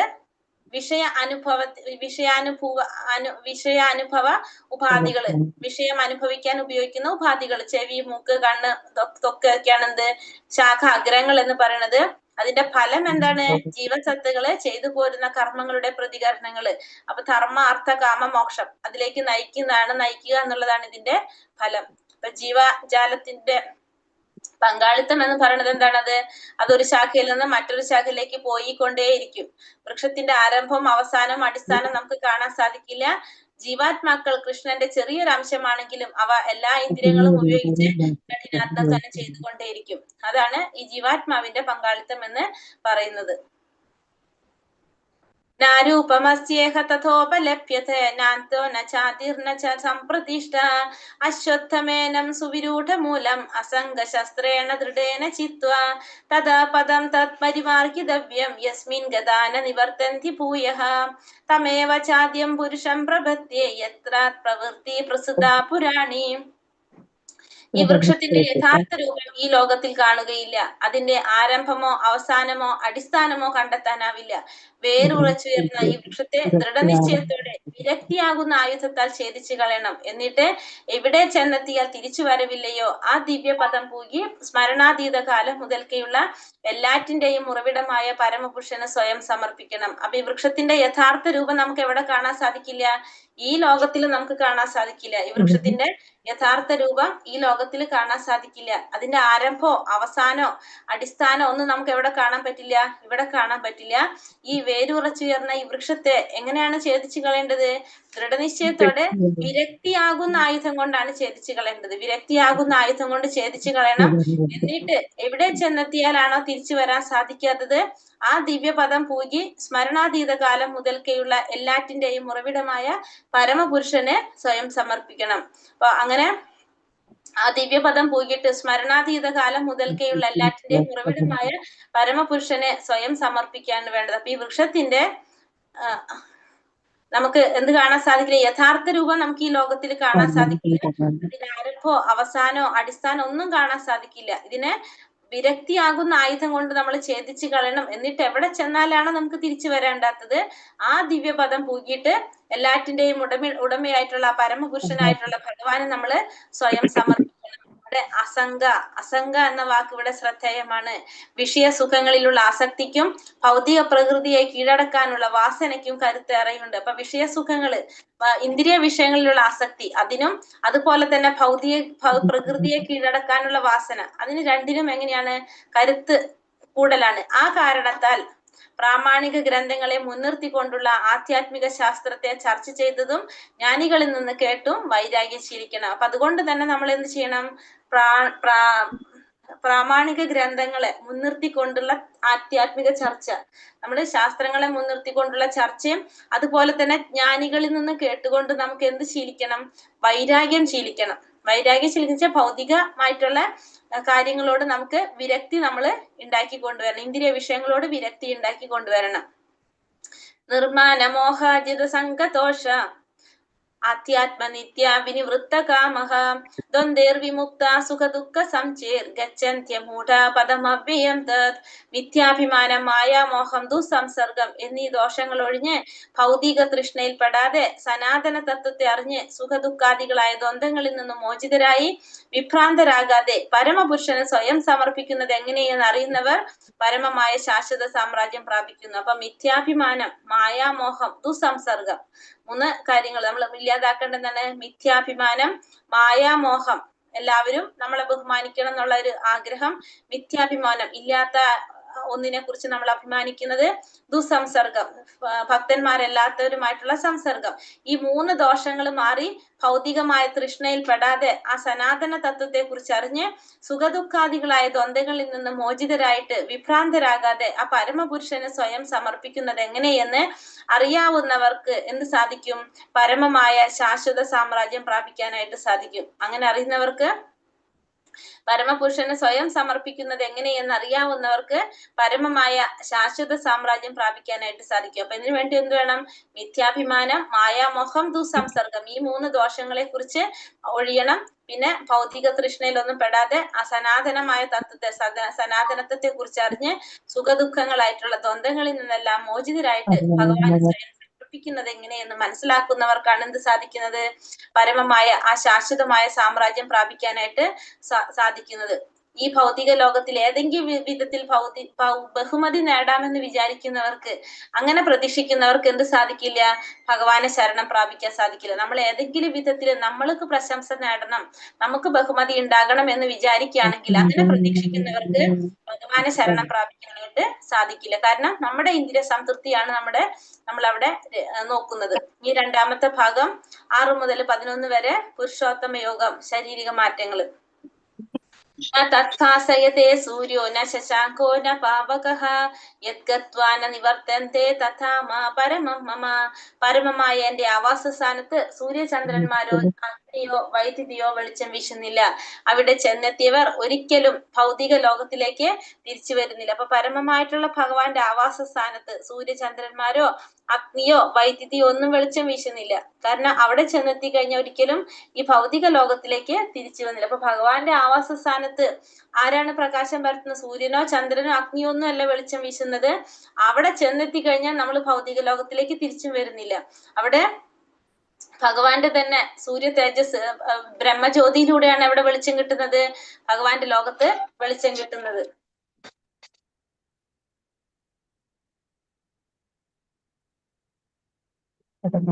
പരമമമ എന്ന വാക്കുകൾക്ക് ഇവിടെ പ്രാധാന്യമുണ്ട്. വാസ്തവത്തിൽ ഏതൊരു മുക്കുമൂലയും പരമപുരുഷന്റെ തന്നെയാണ്. എങ്കിലും എന്താ പറയണത്, പരമം ആയത് എന്ന് പറഞ്ഞാല്, ഒരു മിനിറ്റ്, പരമം എന്ന വാക്കുകൾക്ക് ഇവിടെ പ്രാധാന്യമുണ്ട്. വാസ്തവത്തിൽ ഏതൊരു മുക്കുമൂലയും പരമപുരുഷന്റേത് തന്നെ. എങ്കിലും പരമം, അതായത് 6 ഐശ്വര്യങ്ങളും തികഞ്ഞത് ആധ്യാത്മിക ലോകമാണ്. അവിടെ വെയിലോ നിലാവോ നക്ഷത്രങ്ങളോ ആവശ്യമില്ലെന്ന് കഠോപനിഷത്തും പറയുന്നുണ്ട്. ന തത്ര സൂര്യോ ഭാതി ന ചന്ദ്ര താരകം എന്ന് പറയുന്നു. പരവ്യോമം മുഴുവൻ ഭഗവാന്റെ അന്തരംഗ ശക്തി കൊണ്ട് തന്നെ പ്രകാശമാനമാണ്. ആ പരധാമം ആത്മസമർപ്പണത്താൽ അല്ലാതെ മറ്റൊരു വഴിയിലൂടെ ആർക്കും പ്രാപ്യമല്ല. ഇവിടെ പരമം മമ എന്ന വാക്ക് പറയുന്നത് പരമം വാസ്തവത്തിൽ എല്ലാതും എങ്ങനെയാണ്, ഈ ഭൗതിക പ്രപഞ്ചവും ആത്മീയ പ്രപഞ്ചവും എല്ലാതും ആരുടെയാണ്? ഭഗവാന്റെയാണ്. അതിൽ ഓരോ മുക്കും മൂലയും ആർക്ക് അവകാശപ്പെട്ടതാണ്? ഭഗവാന് മാത്രം അവകാശപ്പെട്ടതാണ്, ഭഗവാന്റെയാണത്. അതാണ് പറഞ്ഞത്. എങ്കിലും ആ പരമമായത് 6 ഐശ്വര്യങ്ങൾ നിറഞ്ഞത് അതാണ് ആധ്യാത്മിക ലോകമാണ്. അവിടെ എന്തില്ല? അവിടെ നിലാവോ വെയിലോ നക്ഷത്രങ്ങളോ ആവശ്യമില്ലെന്നാണ് കഠോപനിഷത്തിൽ പറയുന്നത്. കാരണം ഭഗവാന്റെ തന്നെ ആധ്യാത്മിക ലോകം എന്ന് പറയുന്നത് അവിടെ സ്വയം പ്രകാശിതങ്ങളാണല്ല. ഭഗവാന്റെ ആ ബ്രഹ്മജ്യോതി നിന്ന് സ്വയം പ്രകാശിതങ്ങളാണ് അവിടെ. ആ പരമധാമത്തില് ആത്മസമർപ്പണത്താൽ അല്ലാതെ ആർക്കും അവിടേക്ക് പ്രവേശിക്കാൻ സാധിക്കില്ല. പരമമായ ഭഗവാന്റെ ധാമത്തിലേക്ക് പ്രവേശിക്കണമെങ്കിൽ നമുക്ക് എന്ത് വേണം? ആത്മസമർപ്പണം ചെയ്യണം. ഭഗവാന് സമർപ്പണം ചെയ്താലല്ലാതെ നമുക്ക് ആ പരമമായ ഭഗവാന്റെ ധാമത്തിലേക്ക് പ്രവേശിക്കാനായിട്ട് സാധിക്കില്ല. മാമേ വംശോ ജീവലോകേ ജീവഭൂതാ സനാതനഃ മനഃഷ്ടാനീന്ദ്രിയാണി പ്രകൃതിസ്ഥാനി കർഷതി. എന്റെ ശാശ്വത അംശങ്ങളാണ് ഈ ലോകത്തിലുള്ള ഭക്തരായ സകല ജീവസത്തകളും. ഭക്തമായ ജീവിതം നയിക്കുകയാൽ മനസ്സുൾപ്പെടെയുള്ള 6 ഇന്ദ്രിയങ്ങൾ ഉപയോഗിച്ച് അവർ കഠിനാധ്വാനം ചെയ്യുന്നു. അപ്പൊ ഇവിടെ പറയുന്നത് ഭഗവാന്റെ തന്നെ ശാശ്വത അംശങ്ങളാണ് ഈ ലോകത്തുള്ള ഭക്തരായിട്ടുള്ള സകല ജീവാത്മാക്കളും. എങ്ങനെയാണ്? ഭഗവാന്റെ ശാശ്വതാംശങ്ങളാണ് ഈ ലോകത്തുള്ള ഭക്തരായിട്ടുള്ള സകല ജീവാത്മാക്കളും. ഭക്തമായിട്ടുള്ള ജീവിതം നയിക്കുന്നത് കൊണ്ട് തന്നെ മനസ്സുൾപ്പെടെയുള്ള 6 ഇന്ദ്രിയങ്ങൾ ഉപയോഗിച്ച് അവർ കഠിനാധ്വാനം ചെയ്യുകയാണ് ചെയ്യുന്നത്. അപ്പൊ മനസ്സുൾപ്പെടെയുള്ള 6 ഇന്ദ്രിയങ്ങൾ ഉപയോഗിച്ച് കഠിനാധ്വാനം ചെയ്യാണ്. എല്ലാതും എങ്ങനെയാണ്? ഭഗവാന്റെ ശാശ്വതാംശങ്ങളാണ്. എല്ലാ ജീവാത്മാക്കളും ഭഗവാന്റെ ശാശ്വതാംശങ്ങൾ തന്നെയാണെന്ന് ഭഗവാനോട് പറയാണ്. ജീവസത്തയുടെ വ്യക്തിത്വം വെളിവാക്കുന്ന ഈ ശ്ലോകം, അതായത് മാമേ വംശോ ജീവലോക ജീവഭൂത സനാതന എന്ന് പറഞ്ഞ അല്ലെ, എല്ലാ ജീവാത്മാക്കളും ഭഗവാന്റെ ശാശ്വതാംശമാണെന്ന് ഭഗവാൻ പറയാണ്. അപ്പൊ ഭഗവാൻ ജീവാത്മാവിന്റെ വ്യക്തിത്വത്തെ കുറിച്ച് പറയുന്ന ശ്ലോകമാണിത്. ഭഗവാൻ പരമപുരുഷനായിട്ടുള്ള ഭഗവാന്റെ ചെറിയൊരു അംശമാണ് ജീവാത്മാവെന്നും അതെന്നും അങ്ങനെ തന്നെ ഇരിക്കുകയും ചെയ്യും. എപ്പോഴും ജീവാത്മാക്കൾ ആരാണ്? ഭഗവാന്റെ അംശമാണ് ജീവാത്മാക്കള്. ബദ്ധാവസ്ഥയിൽ വ്യക്തിഭാവം കൈക്കൊള്ളുന്നതാണെന്നും മുക്തി നേടിയാൽ പരമപുരുഷൻ ലയിച്ച് ഭഗവാനുമായി താതാത്മ്യം പ്രാപിക്കുന്നെന്നും പറയുന്നത് ശരിയല്ല. അപ്പൊ ഈ ബദ്ധാവസ്ഥയില് അത് വ്യക്തിഭാവം കൈക്കൊള്ളുന്നു. ബദ്ധാവസ്ഥയിൽ അത് വ്യക്തിഭാവം കൈക്കൊള്ളും. അത് കഴിഞ്ഞിട്ട് മുക്തി നേടിക്കഴിഞ്ഞാൽ ഭഗവാനിൽ ലയിക്കും എന്ന് പറയും. ഭഗവാനുമായി താതാത്മ്യം പ്രാപിക്കുന്നു എന്ന് വെച്ചാൽ ഭഗവാനിൽ ലയിക്കും എന്ന് പറയുന്നത് ശരിയല്ല. ഒരിക്കലും ജീവാത്മാവ് എന്തില്ല? ഭഗവാനിൽ ലയിക്കുന്നില്ല. ഭഗവാന്റെ അംശമാണ് ആര്? ജീവാത്മാക്കള്. സനാതന എന്ന് വ്യക്തമായി പറഞ്ഞു. എപ്പോഴും നിലനിൽക്കുന്നതാണ്, സനാതനമായിട്ടുള്ളതാണ് ആര്? ജീവാത്മാക്കളും. ഭഗവാന്റെ അംശമാണ് ജീവാത്മാവ്. ശരീരം യഥവാപ്നോതി യച്ഛാപ്യത്ക്രാമതീശ്വരഃ ഗൃഹീതൈതാനി സംയാതി വായുർഗന്ധാനി ഭാഷയത്. ഭൗതിക ലോകത്തിലെ ജീവസത്ത കാറ്റ് ഗന്ധങ്ങൾ എന്ന പോലെ ജീവിത സങ്കല്പങ്ങളെ ഒരു ശരീരത്തിൽ നിന്ന് മറ്റൊന്നിലേക്ക് കൊണ്ടുപോകുന്നു. അങ്ങനെ ഒരു തരത്തിലുള്ള ശരീരം ഉപേക്ഷിച്ച് മറ്റൊരു തരത്തിലുള്ള ശരീരം സ്വീകരിക്കുന്നു. അപ്പൊ ഭൗതിക ലോകത്തില് ജീവാത്മാവ് കാറ്റ് ഗന്ധങ്ങളെ എപ്രകാരമാണോ കൊണ്ടുപോകുന്നത് അതുപോലെ ജീവിത സങ്കല്പങ്ങളെ ഒരു ശരീരത്തിൽ നിന്ന് മറ്റൊരു ശരീരത്തിലേക്ക് കൊണ്ടുപോകും. കാറ്റ് ഗന്ധങ്ങളെ കൊണ്ടുപോകുമ്പോൾ നമുക്കത് കാണാൻ സാധിക്കില്ല, പക്ഷെ നമുക്കതൊന്ന് ഫീൽ ചെയ്യാൻ സാധിക്കും. അതേപോലെ തന്നെ ജീവിത സങ്കല്പങ്ങളെ ഒരു ശരീരത്തിൽ നിന്ന് മറ്റൊരു ശരീരത്തിലേക്ക് കൊണ്ടുപോകാണ് ചെയ്യുന്നത്. അങ്ങനെ ഒരു തരത്തിലുള്ള ശരീരം ഉപേക്ഷിച്ച് മറ്റൊരു തരത്തിലുള്ള ശരീരം സ്വീകരിക്കുന്നു. ഒരു തരത്തിലുള്ള ശരീരം ഉപേക്ഷിച്ചുകൊണ്ട് മറ്റൊരു തരത്തിലുള്ള ശരീരം കൈക്കൊള്ളാണ് ചെയ്യുന്നത് ആര്? ജീവാത്മാവ്. പിന്നെ അവിടെ ചെന്നിട്ട് വീണ്ടും എന്ത് ചെയ്യും? ഇന്ദ്രിയങ്ങൾ ഉപയോഗിച്ച് വീണ്ടും പ്രവർത്തിച്ചു കൊണ്ടേയിരിക്കുന്നു. ഇവിടെ ജീവാത്മാവിനെ ഈശ്വരൻ എന്ന് പറഞ്ഞിട്ടുള്ളത് സ്വശരീരത്തെ നിയന്ത്രിക്കുന്നു എന്നതിനാലാണ് ജീവാത്മാവിനിവിടെ ഈശ്വരൻ എന്ന് പറയുന്നത്. തനിക്ക് ഇഷ്ടമാണെങ്കിൽ ജീവാത്മാവിന് മേന്മ കൂടിയ ശരീരം സ്വീകരിക്കാം, അല്ലെങ്കിൽ താഴ്ന്ന തരത്തിലുള്ളത് എടുക്കാം. അതിനുള്ള സ്വാതന്ത്ര്യം ആർക്കുണ്ട്? ജീവാത്മാവിനുണ്ട്. ശരീരത്തിന് വരുന്ന മാറ്റം ജീവാത്മാവിനെ ആശ്രയിച്ചാണ് ഇരിക്കുന്നത്. വരാവുന്ന മാറ്റം ജീവാത്മാവിനെ ആശ്രയിച്ചാണ് ഇരിക്കുന്നത്. മരണസമയത്ത് താൻ സ്വയം വളർത്തിയെടുത്ത ബോധമാണ് ഇനി എടുക്കാൻ പോകുന്ന ദേഹം എന്തെന്ന് തീരുമാനിക്കുന്നത്. ഇവിടെ എന്താ പറയുന്നത്? ജീവാത്മാവിന് ഏത് ശരീരം വേണമെങ്കിലും സ്വീകരിക്കാനായിട്ട് സാധിക്കും. അതിനുള്ള സ്വാതന്ത്ര്യം ഉണ്ടെന്ന് പറയണം. പക്ഷെ അത് ചെയ്യുന്നതും എങ്ങനെയാണ്? ഭഗവാന്റെ ഇച്ഛപ്രകാരം തന്നെയാണ് അത് അവിടെ നടക്കുന്നത്. ഏത് ശരീരമാണ് നമ്മൾ എടുക്കാൻ എന്ന് നമുക്ക് തീരുമാനിക്കപ്പെടുന്നത്. നമുക്ക് സ്വാതന്ത്ര്യം ഉണ്ടെങ്കിലും അവിടെ ആരാണ് നടക്കുന്നത്? ഫൈനൽ, അതായത് അവസാനം ആരാണ് തീരുമാനിക്കുന്നത്? ഭഗവാന്റെ ഇച്ഛപ്രകാരം തന്നെയാണ് അത് അവിടെ നടക്കുന്നത്. അപ്പൊ മരണ സമയത്ത് നമ്മുടെ ആ അവബോധം അനുസരിച്ചാണ് നമുക്ക് അടുത്തൊരു ജന്മത്തില് ആ ശരീരം നമ്മളെ തീരുമാനിക്കപ്പെടുന്നതെന്ന് പറയാം. ശ്രോത്രം ചക്ഷുസ്പർശനം ച രസനം ഘ്രാണമേവ ച അധിഷ്ഠായ മനശ്ചായം വിഷയാനുപസേവതേ. ഇപ്രകാരം മറ്റൊരു സ്ഥൂല ശരീരം കൈക്കൊള്ളുന്ന ജീവാത്മാവ് മനസ്സിനിണങ്ങിയ 5 ഇന്ദ്രിയങ്ങൾ ഉപയോഗിച്ചുകൊണ്ട് കണ്ണ്, ചെവി, നാവ്, മൂക്ക്, ത്വക്ക് എന്നിവ സ്വീകരിക്കുകയും അവയിലൂടെ ഒരു കൂട്ടം ഇന്ദ്രിയ വിഷയങ്ങളെ ആസ്വദിക്കുകയും ചെയ്യുന്നു. അപ്പൊ വീണ്ടും ഒരു സ്ഥൂല ശരീരം കിട്ടിക്കഴിഞ്ഞാൽ ജീവാത്മാവ് എന്ത് ചെയ്യും? ആ ഇന്ദ്രിയങ്ങൾ ഉപയോഗിച്ചുകൊണ്ട് വീണ്ടും ഇന്ദ്രിയ വിഷയങ്ങളെ ആസ്വദിക്കാനായിട്ട് തുടങ്ങും. അപ്പൊ വീണ്ടും അടുത്ത പുതിയൊരു ശരീരത്തില് അതിന്റെ ഇന്ദ്രിയങ്ങൾ ഉപയോഗിച്ചുകൊണ്ട് എന്ത് ചെയ്യും? ആ ജീവാത്മാവ് വീണ്ടും ഇന്ദ്രിയ വിഷയങ്ങളെ ആസ്വദിക്കാനായിട്ട് തുടങ്ങുന്നു. അവബോധം സ്വതേ വെള്ളം പോലെ വിശുദ്ധമാണ്. അവബോധം എങ്ങനെയാണ്? വെള്ളം പോലെയാണെങ്കിൽ ആ വെള്ളത്തിൽ നിറം ചേർത്താലും എന്താണ്? ആ വെള്ളം ആ നിറത്തിലായിട്ട് മാറും. അങ്ങനെയാണ് ജീവാത്മാവ് വിശുദ്ധമാകിയാൽ അവബോധം വിശുദ്ധമായിരിക്കും. അല്ലാന്ന് വെച്ചിട്ടുണ്ടെങ്കിൽ അവബോധം വിശുദ്ധമല്ലാത്തതായിരിക്കും. ഭൗതിക ഗുണങ്ങളുടെ സമ്പർക്കത്താലാണ് അവബോധത്തിൽ മാറ്റം വരുന്നത്. അപ്പൊ ഈ മാറ്റങ്ങളൊക്കെ വരുന്നത് എന്തുകൊണ്ടാണ്? ഈ ഭൗതിക ഗുണങ്ങളുടെ സമ്പർക്കം കൊണ്ടാണ് അവബോധത്തില് ഇത്തരം മാറ്റം വരുന്നത് മുഴുവനും. വിശുദ്ധമാവണമെങ്കിൽ അത് വിശുദ്ധമായിരിക്കും അവബോധം, അതല്ലെങ്കിൽ അത് തിരിച്ചുമായിരിക്കും. അത് വരുന്നത് ഈ ഗുണങ്ങളുടെ സമ്പർക്കം കൊണ്ടാണ് ഇതിലൊക്കെ മാറ്റം വരുന്നത്. ഉത്ക്രാമന്തം സ്ഥിതം വാപി പൂഞ്ചാനാം വാ ഗുണാനിതം വിമൂഢാനാനു പശ്യന്തി ജ്ഞാന ചക്ഷുഷഃ. ജീവാത്മാവ് എങ്ങനെ ഈ ശരീരം വിട്ടുപോകുന്നുവെന്നോ ഗുണങ്ങളുടെ ആകർഷണത്തിന് വഴിപ്പെട്ട് ഏതു തരം ശരീരത്തെയാണ് സ്വീകരിച്ച് അനുഭവിക്കുന്നതെന്നോ മൂഢന്മാർക്ക് അറിയാൻ വയ്യ. ജ്ഞാനത്തിന്റെ അകക്കണ്ണ് തെളിഞ്ഞവർക്ക് ഇതെല്ലാം പ്രത്യക്ഷമാകുന്നു. അപ്പൊ ജീവാത്മാവ് എങ്ങനെയാണ് ഒരു ശരീരം വിട്ടുപോകുന്നത്? ആ ഗുണങ്ങളുടെ ആകർഷണത്തിന് വഴിപ്പെട്ടുകൊണ്ട് ഏത് ശരീരത്തെയാണ് അത് സ്വീകരിച്ച് അനുഭവിക്കുന്നതെന്ന് മൂഢന്മാർക്ക് അറിയാൻ സാധിക്കില്ല. ആർക്കറിയുന്നത്? ജ്ഞാനത്തിന്റെ അകക്കണ്ണ് തെളിഞ്ഞവർക്കാണ് ഇത് മനസ്സിലാക്കാനായിട്ട് സാധിക്കുന്നത്. അപ്പൊ ജീവാത്മാവ് എങ്ങനെയാണ് ഈ ശരീരം വിട്ടുപോകുന്നതെന്ന്, അല്ലെങ്കിൽ ഗുണങ്ങളുടെ ആകർഷണത്തിന് വഴിപ്പെട്ടുകൊണ്ട് ഏത് ശരീരത്തെയാണ് അവർ സ്വീകരിക്കുന്നതെന്നോ ആർക്കറിയാൻ സാധിക്കില്ല. മൂഢന്മാർക്ക് അറിയാനായിട്ട് സാധിക്കില്ല. ജ്ഞാനത്തിന്റെ അകക്കണ്ണ് തെളിഞ്ഞവർക്ക് അത് മനസ്സിലാക്കാൻ സാധിക്കും. അല്ലാത്തവർക്ക് ആർക്കും ഈ നടക്കുന്ന കാര്യങ്ങളൊന്നും അവർക്ക് മനസ്സിലാക്കാനായിട്ട് സാധിക്കില്ല. ജ്ഞാന ചക്ഷുഷ എന്ന വാക്ക് ഇവിടെ ശ്രദ്ധേയമാണ്. ആധ്യാത്മിക ജ്ഞാനം വളർത്തിയെടുത്തവർ ശരീരത്തിൽ നിന്ന് വ്യത്യസ്ത ആത്മാവാണെന്നും ശരീരങ്ങൾ മാറി മാറി ഇരിക്കുമെന്നും പലതരത്തിൽ അത് ആസ്വദിക്കുന്നുവെന്നും കണ്ടറിയാം. ഭക്തനായ ജീവസത്തയ്ക്ക് ഭൗതികമായ അസ്തിത്വത്തിൽ എത്രമാത്രം ക്ലേശം അനുഭവപ്പെടുമെന്നത് അത്തരം ഒരു ജ്ഞാനിക്ക് അറിയാൻ സാധിക്കും. അതുകൊണ്ട് കൃഷ്ണാവബോധം പൂർണ്ണമായി വികസിപ്പിച്ചവർ സാമാന്യ ജനങ്ങൾക്ക് ഈ അറിവ് പകർന്നു കൊടുക്കാൻ ആവുന്നത്ര ശ്രമിക്കുന്നു. അതായത് ജ്ഞാന ചക്ഷുഷ എന്ന വാക്കൂടെ പറയുന്നത് ആധ്യാത്മിക ജ്ഞാനം വളർത്തിയെടുക്കുന്നവർക്ക് ശരീരത്തിൽ നിന്ന് വ്യത്യസ്തനാണ് ആത്മാവാണെന്നും പിന്നെ ശരീരങ്ങൾ മാറി മാറി എടുത്തുകൊണ്ടിരിക്കുമെന്നും പലതരത്തിൽ അത് ആസ്വദിക്കുന്നുവെന്നും കണ്ടറിയാനായിട്ട് സാധിക്കും.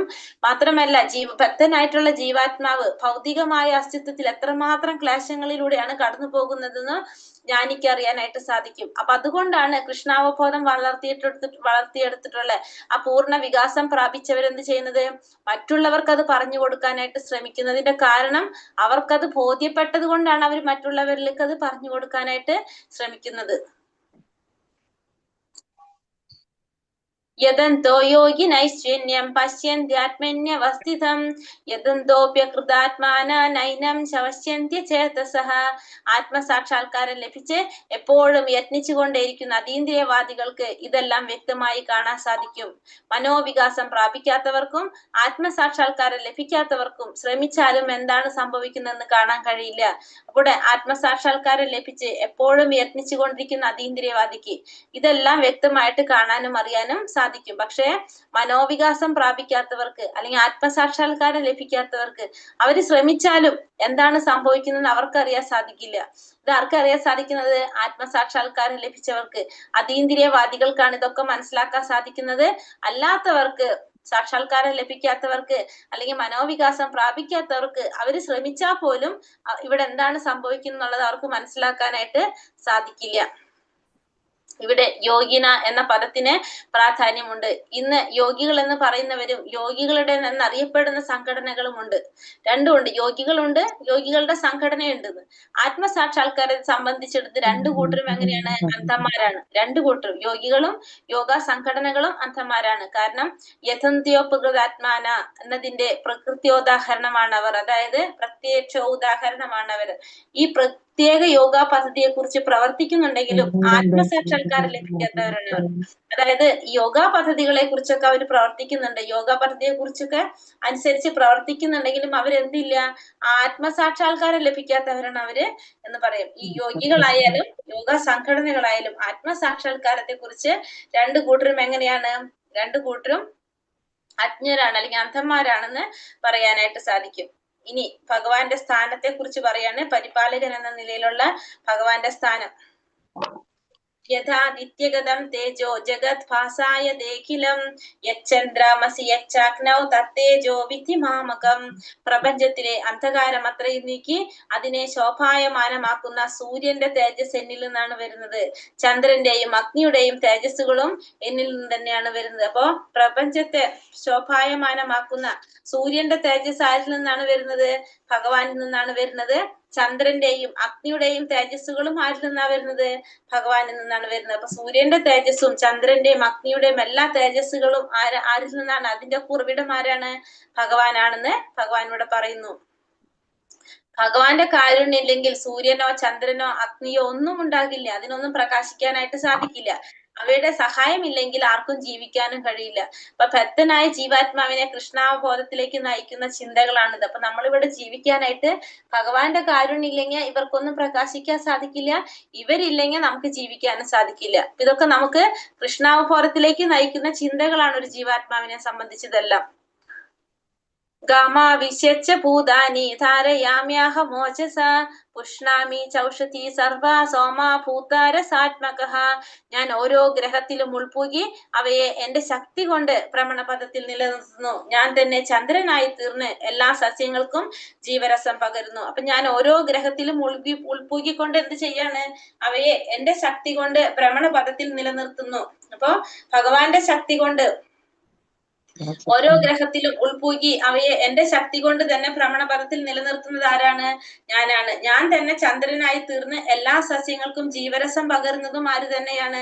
ഭഗവാൻ തന്നെയാണെന്ന് ഭഗവാൻ പറഞ്ഞു. അപ്പൊ ഓരോ ഗ്രഹത്തിലും ഭഗവാൻ ഉൾപൂകി ഭഗവാന്റെ ശക്തി കൊണ്ട് എല്ലാറ്റിനെയും ഭ്രമണപഥത്തിൽ നിലനിർത്തുന്നതും ഭഗവാനാണ്. ചന്ദ്രനായി തീർന്ന എല്ലാ സസ്യങ്ങൾക്കും ജീവരസം പകരുന്നതും ആര് തന്നെ? ഭഗവാൻ തന്നെ ആ ജീവരസം പകരുന്നത്. കാരണം ആ ജീവരസം അത് ഇല്ലാതെ എന്ത് സാധിക്കില്ല?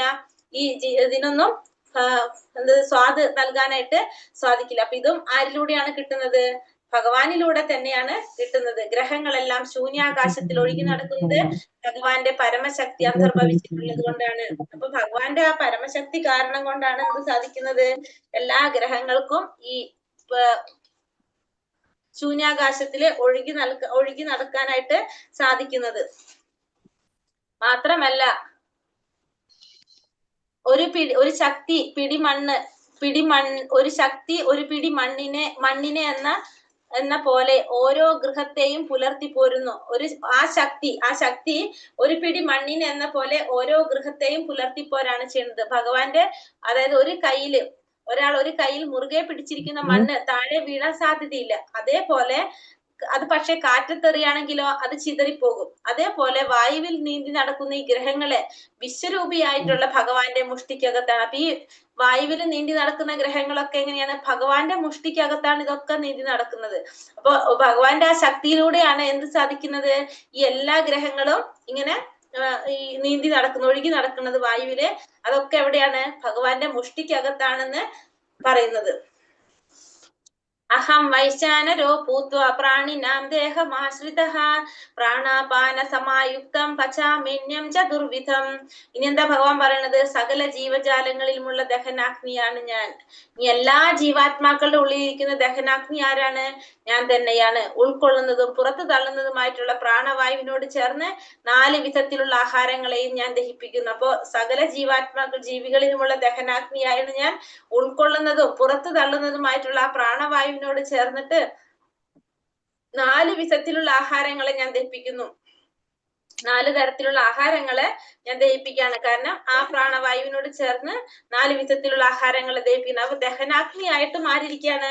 ഭഗവാൻ ഇരിക്കുകയാണ്. ദഹനാഗ്നിയായിട്ട് ഇരുന്നു കൊണ്ട് 4 തരത്തിലുള്ള ആഹാരങ്ങളെ ഭഗവാൻ ദഹിക്കുന്നു. 4 തരത്തിൽ പറഞ്ഞത് വിഴുങ്ങേണ്ടത്, ചവച്ചിറക്കേണ്ടത്, നക്കി കഴിക്കേണ്ടത്, വലിച്ചൂറ്റി കുടിക്കേണ്ടത്. അങ്ങനെ 4 തരത്തിലുള്ള ആഹാരങ്ങളെയും ഭഗവാൻ ദഹിപ്പിക്കുന്നു. അപ്പൊ ആഹാര വസ്തുക്കള് ദഹിപ്പിക്കാനായിട്ട് ഭഗവാൻ സഹായിക്കണമെന്നിരിക്കെ ആ ഭക്ഷണം ഉണ്ടാക്കാനായിട്ട് ഭക്ഷണ പ്രക്രിയയിൽ കൂടി ജീവാത്മാവിനെ അവിടെ നമുക്ക് എന്തില്ല? സ്വാതന്ത്ര്യമില്ല. നമ്മള് സ്വതന്ത്രരല്ല. നമ്മൾ ആ കഴിക്കുന്ന ഭക്ഷണം ദഹിപ്പിക്കുന്നതും ആരെ സഹായം വേണം? ഭഗവാന്റെ സഹായം വേണം. അപ്പൊ ദഹന പ്രക്രിയക്ക് ഭഗവത് സഹായം ഇല്ലെങ്കിൽ നമുക്ക് എന്ത് സാധിക്കില്ല? നമുക്ക് ഭക്ഷിക്കാൻ തന്നെ സാധിക്കില്ല. അപ്പൊ ഭഗവാൻ തന്നെയാണ് ഈ ഭക്ഷണ പദാർത്ഥങ്ങളെ സൃഷ്ടിക്കുന്നതും ഭഗവാൻ തന്നെയാണ്. അതിനെ ദഹിപ്പിക്കുകയും ഭഗവാൻ തന്നെയാണ്. അതുകൊണ്ടാണ് നമുക്ക് എന്ത് സാധിക്കുന്നത്? നമ്മുടെ ജീവിതം നമുക്ക് ആസ്വദിക്കാൻ സാധിക്കുന്നത്. നമുക്ക് ഭക്ഷണം ദഹിച്ചില്ലെങ്കിൽ നമുക്ക് എന്തില്ല? നമുക്ക് ഭക്ഷണം കഴിക്കാൻ പറ്റില്ല, ഭക്ഷിക്കാനാവില്ല, ദഹന പ്രക്രിയ ഇല്ലാന്ന് വെച്ചിട്ടുണ്ടെങ്കിൽ. അപ്പൊ നമ്മുടെ ജീവിതം നമുക്ക് ആസ്വദിക്കാൻ സാധിക്കുന്നത് ആരുകൊണ്ട് തന്നെയാണ്? ഭഗവാൻ കാരണം കൊണ്ട് തന്നെയാണ് നമുക്ക് അത് ആസ്വദിക്കാനായിട്ട് സാധിക്കുന്നത്. അപ്പൊ ഭക്ഷ്യങ്ങളെ സൃഷ്ടിക്കുന്നതും ഭഗവാനാണ്, അതിനെ നമുക്ക് ദഹിപ്പിച്ചു തരുന്നതും ഭഗവാൻ തന്നെയാണ്. സർവസ്യ ചാഹം ഹൃദി സന്നിവിഷ്ടോ മത്ത സ്മൃതി ജ്ഞാനമപോഹനം ച വേദൈശ്ച സർവൈരഹമേവ വേദ്യോ വേദാന്ത കൃദ്വേദ വിദേവ ചാഹം. സർവജീവികളുടെയും ഹൃദയത്തിൽ ഞാൻ വാഴുന്നു. സ്മരണയും ജ്ഞാനവും അറിവിയും എന്നിൽ നിന്നാണ് ഉളവാകുന്നത്. എല്ലാ വേദങ്ങളിലൂടെയും അറിയേണ്ടത് എന്നെ തന്നെ. വേദാന്തം ഉണ്ടാക്കിയതും വേദങ്ങളെ അറിയുന്നതും ഞാനാണ്. അപ്പൊ എല്ലാ ജീവികളുടെയും ഹൃദയത്തിൽ ആരുണ്ട്? ഞാൻ വാഴുന്നുണ്ട്. സ്മരണയായിട്ടിരിക്കുന്നതും ജ്ഞാനമായിട്ട് വരുന്നതും മറവിയായിട്ട് വരുന്നതും എല്ലാം ആര് തന്നെയാണ്? ഞാൻ തന്നെയാണ്. എല്ലാ വേദങ്ങളിലൂടെയും അറിയേണ്ടത് ആരെ കുറിച്ചാണ്? എന്നെ കുറിച്ചാണ്. വേദാന്തം ഉണ്ടാക്കിയതും ആരാണ്? വേദങ്ങൾ അറിയുന്നതും ആരാണ്? രണ്ടും ഞാൻ തന്നെയാണ്. അപ്പൊ ഇവിടെ പറയുന്നത് എല്ലാ ജീവാത്മാക്കളുടെ ഹൃദയത്തിലും ഞാൻ വാഴുന്നുണ്ട്. സ്മരണയായിട്ടും ജ്ഞാനമായിട്ടും മറവിയായിട്ടും എല്ലാം ആരാണ്? ഭഗവാൻ തന്നെയാണ്. ഭഗവാനിൽ നിന്നാണ് ഇതെല്ലാം ഉണ്ടായത്. എല്ലാം വേദങ്ങളിലൂടെ അറിയേണ്ടതും ഞാൻ തന്നെയാണ്. വേദാന്തം ഉണ്ടാക്കിയതും ഞാനാണ്. വേദങ്ങളെ അറിയുന്നതും ആരാണ്? ഞാൻ തന്നെയാണെന്ന് ഭഗവാനോട് പറയുന്നു. എല്ലാ വേദങ്ങളും ഭഗവാനിൽ നിന്നാണ് വന്നത്. വേദങ്ങളുടെ ലക്ഷ്യം, ആത്യന്തിക ലക്ഷ്യം ഭഗവാനെ അറിയുക എന്നുള്ളതാണ് എല്ലാത്തിന്റെ ലക്ഷ്യം. വൈദിക സാഹിത്യം പഠിച്ച് പരമപുരുഷനും താനുമായുള്ള ബന്ധം എന്തെന്നറിയുക. അടുത്തതായിട്ട് വിവിധ പ്രക്രിയകളിലൂടെ ഭഗവാനോട് അടുക്കുക. ആ ഭഗവാനെ ആത്യന്തിക ലക്ഷ്യമാക്കി പ്രാപിക്കുക. ഇതാണെന്ത്? നമ്മുടെ വേദങ്ങളുടെ ഉദ്ദേശം. വേദജ്ഞാനം, വേദങ്ങളുടെ പരമലക്ഷ്യം എന്നിവ ഈ ശ്ലോകത്തിൽ വ്യക്തമായി നിർവഹിച്ചിരിക്കുന്നു. അപ്പൊ നമുക്ക് എന്ത് വേണം? ഭഗവാനും താനുമായിട്ടുള്ള ബന്ധത്തെ കുറിച്ച് അറിയണം. അതിനുശേഷം ഭഗവാനോട് അടുക്കാൻ വേണ്ട പ്രക്രിയകളെ കുറിച്ച് മനസ്സിലാക്കുക. ഭഗവാനെ ആത്യന്തിക ലക്ഷ്യമായിട്ട് പ്രാപിക്കുക. പിന്നെ അതാണ് നമുക്ക് എന്തിലൂടെ ചെയ്യുന്നത്? നമ്മൾ ഈ വേദങ്ങളിലൂടെ ഉദ്ദേശിക്കുന്നത്. വേദങ്ങളുടെ ലക്ഷ്യം അത് തന്നെയാണ്. ഭഗവാനെ മനസ്സിലാക്കി ഭഗവാനെ പ്രാപിക്കാൻ സാധിക്കുക എന്നുള്ളതാണ് എല്ലാ വേദങ്ങളുടെയും ലക്ഷ്യം. ഇനി ത്രിശ്ലോകി ഭഗവത്ഗീത കുറിച്ച് പറയുന്നതാണ് അടുത്തത്. ദ്വാവിമൗ പുരുഷൗ ലോകേ ക്ഷരാക്ഷര ഏവച ക്ഷരാ സർവാണി ഭൂതാനി കുടസ്ഥോക്ഷര ഉച്യത്തെ. പുരുഷന്മാർ 2 വിധം. തെറ്റു പറ്റാവുന്നവരും അല്ലാത്തവരും. ഭൗതിക ലോകത്തിലെ ജീവാത്മാക്കള് തെറ്റുപറ്റുന്നവരാണ്, ആധ്യാത്മിക ലോകത്തിലുള്ള ജീവാത്മാക്കള് തെറ്റുപറ്റുന്നില്ല. രണ്ട് തരത്തിലുള്ള പുരുഷന്മാര്, ഒന്ന് തെറ്റുപറ്റുന്നവര്, രണ്ട് തെറ്റ് പറ്റാത്തവര്. ഈ ഭൗതിക ലോകത്തിലുള്ള ജീവാത്മാക്കൾ തെറ്റുപറ്റുന്നവരും ആധ്യാത്മിക ലോകത്തിലുള്ള ജീവാത്മാക്കള് തെറ്റു പറ്റാത്തവരുമാണ് ആധ്യാത്മിക ലോകത്തിലുള്ളത്. അതുകൊണ്ട് മുക്താത്മാക്കളാണ് അവിടെ ഉണ്ടാവുക, ആത്മീയ ലോകത്ത് ഉണ്ടാകുന്നത്. ഭൗതിക ലോകത്തിലെ ജീവികൾക്ക് എന്താണ് 6 തരത്തിലുള്ള മാറ്റങ്ങളിലൂടെ കടന്നു പോകുന്നതാണ് എന്ത് ഈ ഭൗതിക ലോകത്തിലുള്ള ജീവാത്മാക്കൾ. അവർ ശരീരത്തിന്റെ 6 തരത്തിലുള്ള മാറ്റങ്ങളിലൂടെ കടന്നു പോകും. എന്തൊക്കെയാണത്? ജനനം, വളർച്ച, സ്ഥിതി, പ്രത്യുൽപാദനം, ക്ഷയം, നാശം. ജനനം, വളർച്ച, സ്ഥിതി, പ്രത്യുൽപാദനം, ക്ഷയം, നാശം. ഇങ്ങനെ ഈ 6 മാറ്റങ്ങളിലൂടെ കടന്നു പോകുന്നതാണ് ഭൗതിക ലോകത്തിലുള്ള ജീവാത്മാക്കള്. ഇതെല്ലാം ആ ഭൗതിക ലോകത്തില് ഭൗതിക ശരീരത്തിന് വരുന്ന മാറ്റങ്ങളാണ്. ആധ്യാത്മിക ലോകത്തിലാണെങ്കിലോ ഇത്തരത്തിൽ ശരീരത്തിന് മാറ്റം സംഭവിക്കുന്നില്ല. വാർദ്ധക്യമോ ജരാനരകളോ മരണമോ ഒന്നും ആർക്കും സംഭവിക്കുന്നില്ല. ഈ ആധ്യാത്മിക ലോകത്തിലുള്ള ജീവാത്മാവിന് സംഭവിക്കുന്നില്ല. ഭൗതിക ലോകത്തിൽ മാത്രമാണ് ഇത്തരത്തിലുള്ള മാറ്റങ്ങളെല്ലാം സംഭവിക്കുന്നത് എന്ന് ഭഗവാൻ പറയുന്നു. ഉത്തമ പുരുഷസ്തന്യ പരമാത്മേതിദാഹൃതഃ യേ ലോകത്രയമാവിശ്യാഭിവർത്തവ്യ ഈശ്വരഃ. ഇവരെ കൂടാതെ പരമപുരുഷനായ പരമാത്മാവ് എന്നറിയപ്പെടുന്ന അവ്യയനായ ഭഗവാനുണ്ട്. അദ്ദേഹം 3 ലോകങ്ങളിലും അന്തർഗതനായി അവയെ പുലർത്തിപ്പോരുന്നു. അപ്പൊ ഇത് കൂടാതെ ആരുകൂടിയുണ്ട്? പരമപുരുഷനായ പരമാത്മാവ് എന്നറിയപ്പെടുന്ന അവ്യയനായിട്ടുള്ള ഭഗവാൻ കൂടിയുണ്ട്. ഇത് കൂടാതെ അവ്യയനായിട്ടുള്ള പരമപുരുഷൻ എന്നറിയപ്പെടുന്ന പരമാത്മാവായിട്ടുള്ള ഭഗവാൻ കൂടിയുണ്ട്. ഈ 3 ലോകങ്ങളിലും അന്തർഗതനായിട്ട് അതിനെ പുലർത്തിപ്പോരുന്നത് ആരാണ്? ഈ പരമപുരുഷനായ പരമാത്മാവായിട്ടുള്ള ഭഗവാനാണ് ഇവയെ പുലർത്തിപ്പോരുന്നത്. നിത്യോനം ചേതനാനം ഭക്തരും മുക്തന്മാരുമായിട്ടുള്ള ജീവാത്മാക്കൾക്കിടയിലെ അത്യുന്നതനായിട്ടുള്ള ജീവാത്മാവാണ്. അപ്പൊ ജീവാത്മാക്കൾക്കിടയിലെ ഉന്നതനായിട്ടുള്ള ജീവാത്മാവാണ് ആര്? ഭഗവാൻ. നിത്യാനം നിത്യന്മാരില് നിത്യനാണ്. ചേതനാനം ചേതനയുള്ളവരില് ചേതനാനം എന്ന് വെച്ചാല് പ്ലൂറലാണ്. ചേതന എന്ന് വെച്ചിട്ടുണ്ടെങ്കിൽ സിംഗുലർ ആണ്. നിത്യം എന്ന് വെച്ചാൽ സിംഗുലർ, നിത്യോനം എന്ന് വെച്ചാൽ പ്ലൂറല്. അപ്പൊ നിത്യന്മാരില് നിത്യൻ ആരാണ്? ഭഗവാനാണ്. ചേതനാനം എന്ന് വെച്ചാൽ ചേതനയുള്ളവരില് ആരാണ്? ചേതനകളുള്ളവരില് ആരാണ്? ചേതനയുള്ള ഭഗവാനാണ്. അപ്പൊ അതായത് ഒന്നിന്റെ കൂട്ടം, ഒന്നൊറ്റയ്ക്ക്. അത് അങ്ങനെ ഭക്തരും മുക്തന്മാരുമായിട്ടുള്ള ജീവാത്മാക്കൾക്കിടയിൽ അത്യുന്നതമായ ഒരു ജീവസത്തയുണ്ട്. ആ ഭഗവാൻ ജീവാത്മാക്കളെ സംരക്ഷിക്കുകയും അവരെ വ്യത്യസ്ത കർമ്മങ്ങളെ മുൻനിർത്തിക്കൊണ്ട് സുഖാനുഭവങ്ങൾ നൽകുകയും ചെയ്യുന്നതാണ് ഇതിന്റെ ആശയം. അപ്പൊ എല്ലാ ജീവാത്മാക്കളെ സംരക്ഷിക്കുകയും അവർക്ക് എന്ത് ചെയ്യാണ്? കർമ്മങ്ങളെ മുൻനിർത്തിക്കൊണ്ട് സുഖാനുഭവങ്ങൾ നൽകുകയും ചെയ്യുന്നു എന്നാണ് ഇതിന്റെ ആശയം പറയുന്നത്. അതായത് നിത്യാനം ചേതനാനം. അപ്പൊ നിത്യാനം എന്ന് വെച്ചാല് നിത്യം എന്ന് വെച്ചാല് ശാശ്വതമായിട്ടുള്ളത്, മാറ്റമില്ലാത്തത്. അപ്പൊ മാറ്റമില്ലാത്തവരില് ആരാണ്? മാറ്റമില്ലാത്തവരുടെ കൂട്ടത്തില് ആരാണ്? പരമാത്മാവാണ് പറയുന്നത്. ഏറ്റവും നിത്യമായ പരമാത്മാവ്.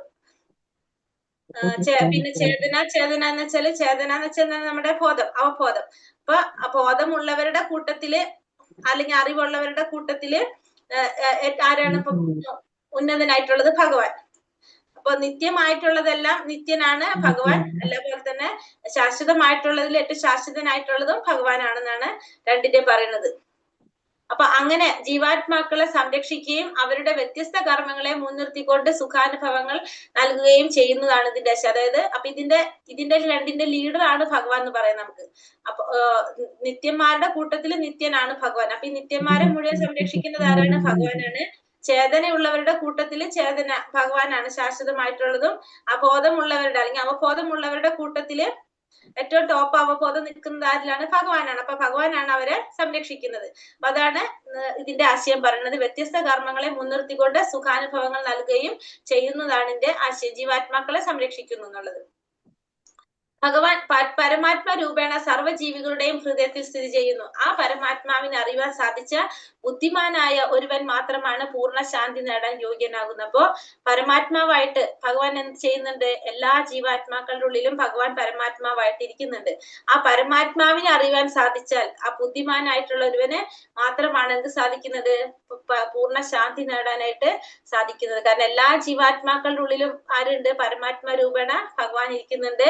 ആ പരമാത്മാവിനെ നമുക്ക് അറിയാൻ സാധിച്ചു കഴിഞ്ഞാൽ ആ വ്യക്തിക്ക് എന്ത് സാധിക്കും? പൂർണ്ണ ശാന്തി നേടാനായിട്ട് യോഗ്യത നേടാൻ സാധിക്കും. യസ്മാക്ഷരമതീതോഹം അക്ഷരാദപി ചോത്തമഃ അതോസ്മി ലോകവേദേച പ്രതിഥ പുരുഷോത്തമ.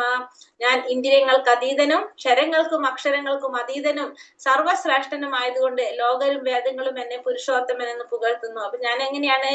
ഇന്ദ്രിയങ്ങൾക്ക് അതീതനാണ്, ക്ഷരങ്ങൾക്കും അക്ഷരങ്ങൾക്കും അതീതനാണ്, സർവശ്രേഷ്ഠനുമായതുകൊണ്ട് ലോകരും വേദങ്ങളും എന്നെ എന്ത് വിളിക്കും? പുരുഷോത്തമൻ എന്ന് വിളിക്കുന്നു. ഉത്തമ എന്ന പദം അന്വർത്ഥമാണ് ഇവിടെ. ഭഗവാനെ കവിഞ്ഞു നിൽക്കാൻ ആർക്കും സാധിക്കില്ല. അപ്പൊ ഭഗവാനെ കവിക്കാനായിട്ട് ആർക്കും സാധിക്കില്ല എന്ന് ഇവിടെ പറയുന്നത്, ഈ ശ്ലോകത്തിൽ പറയുന്നത്. അപ്പൊ ത്രിശ്ലോകി ഭഗവത്ഗീത പറയുന്നതാണ്, ഒന്ന് രണ്ട് തരത്തില് പുരുഷന്മാര്, ഒന്ന് തെറ്റുപറ്റുന്നവര്, തെറ്റുപറ്റാത്തവര്. ആധ്യാത്മിക ലോകത്തിലെ പുരുഷന്മാർ ഒരിക്കലും തെറ്റുപറ്റുന്നില്ല. ഭൗതിക ലോകത്തിലുള്ള ജീവാത്മാക്കള് തെറ്റുപറ്റുന്നവരാണ്. അപ്പൊ പരമാത്മാവ് ഈ രണ്ടിന്റെയും അധിപനാണ് ആര്? പരമാത്മാവ്. പരമപുരുഷനായ അദ്ദേഹം മൂന്ന് ലോകങ്ങളിലും അന്തർഗതനായിട്ട് ഇതിനെ പുലർത്തിപ്പോരുന്നത് ആരാണ്? ആ ഭഗവാൻ തന്നെയാണ് ഇതിനെല്ലാത്തിനെയും പുലർത്തിപ്പോരുന്നത്. കൃഷ്ണൻ ഞാനാണ് ആ പരമാത്മാവ്, ലോകരും വേദങ്ങളും എന്നെ എന്ത് പറയും? പുരുഷോത്തമൻ എന്ന് വാഴ്ത്തുന്നു. അപ്പൊ എല്ലാ ആരാണ്? ഭഗവാൻ തന്നെയാണ്. അപ്പൊ ലോകരും വേദങ്ങളും എല്ലാം ഭഗവാനെ പുരുഷോത്തമൻ എന്ന് വാഴ്ത്തുന്നു. അപ്പൊ ഈ 16, 17, 18 ശ്ലോകങ്ങളാണ് ത്രിശ്ലോകി ഗീത എന്ന് പറയുന്നത്. അപ്പൊ എല്ലാ ദേവീ ദേവതമാരും എല്ലാവരും എന്ത് ചെയ്യാണ്? ഭഗവാനെ പ്രാർത്ഥിച്ചുകൊണ്ട് ആരാധിച്ചുകൊണ്ടിരിക്കുന്നവരാണ്, ഭഗവാനെ വാഴ്ത്തിക്കൊണ്ടിരിക്കുന്നവരാണ് എല്ലാവരും. യോ മാമേവമ സമ്മൂഢോ ജാനാതി പുരുഷോത്തമം സാ സർവവിദ് ഭജതി മാം സർവഭാവേന ഭാരത. എന്നെ പരമദിവ്യോത്തമ പുരുഷനായ ഭഗവാൻ എന്ന് നിസ്സംശയം അറിയുന്നവർ എല്ലാം അറിയുന്നവരാണ് ഹേ ഭാരത. അതുകൊണ്ട് അവർ എന്റെ ഭക്തിയുടെ സേവനത്തിൽ പൂർണ്ണമായും മുഴുകിയിരിക്കുന്നു. അപ്പൊ എന്നെ പരമദിവ്യോത്തമ പുരുഷനായിട്ടുള്ള ഭഗവാനാണെന്ന് നിസ്സംശയം അറിയുന്നവര് എല്ലാം അറിയുന്നവനാണ് അവര്. അപ്പൊ അതുകൊണ്ട് ഹേ ഭാരത, അതുകൊണ്ട് അവർ എന്റെ ഭക്തിയുടെ സേവനത്തിൽ പൂർണ്ണമായിട്ട് മുഴുകിയിരിക്കും. അവരെന്ത് ചെയ്തുകൊണ്ടിരിക്കും?